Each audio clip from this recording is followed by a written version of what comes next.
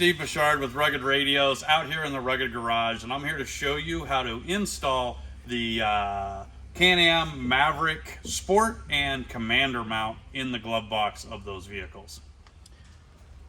All right, first thing you're going to want to do is pull the glove box out of the vehicle. You can pull it out, set it on the bench, make it to where it's easy to work with.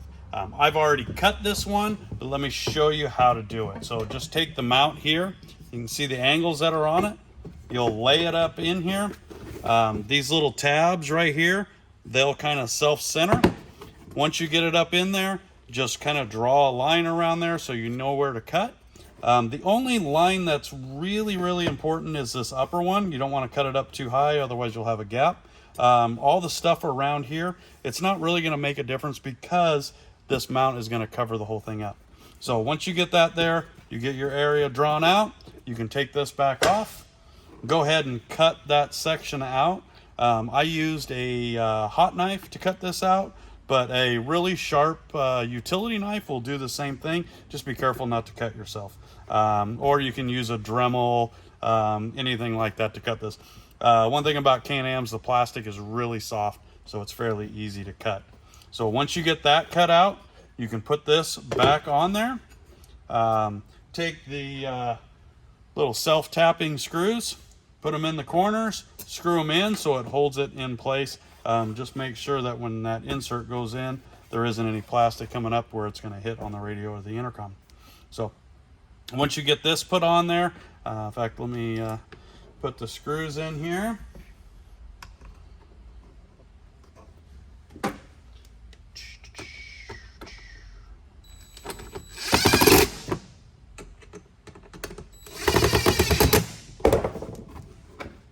Do the two on the bottom.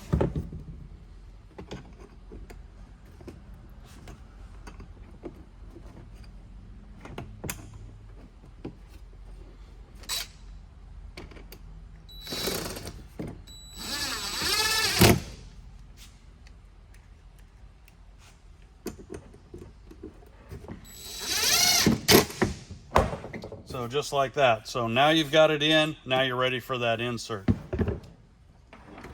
The insert, it's got radio, the intercom.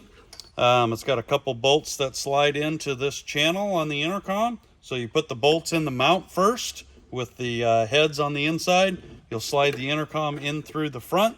You can tighten the bolts down once it comes up front. The radio itself, it's got one hole on the other side, so you won't utilize this mounting hole. And then this side we have two. So once you mount the radio and the intercom in the insert, super easy to do. Make sure that you plug in the radio and the intercom together so that all of the audio from the radio will go into the intercom. Then you can take your mount and just drop it right in. So once you get it in, then you can take the little 4mm screws. They'll go in here. They will hold the insert into the mount itself in the glove box. So that's about it for putting the mount on or in the glove box.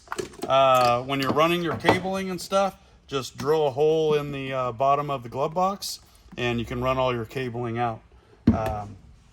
We also have the false floor in it for the glove box. That way, once you get the radio and the intercom in, you can put this in. You can drop it down wherever it kind of sits. When it goes down in and it stops, just go ahead and drill those holes. You can see I've got them all right here. It's just a 3/8 drill. Put your little push tabs in it to hold them in. Then you can still utilize your glove box for, well, gloves, of all things. So there you have it. Slide this back in. Run all your cabling. Make sure you don't coil up any coax cable. Run those battery or the power cable direct to the battery.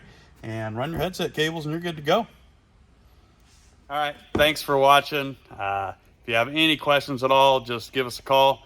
Get a hold of our tech department. They'll get you taken care of.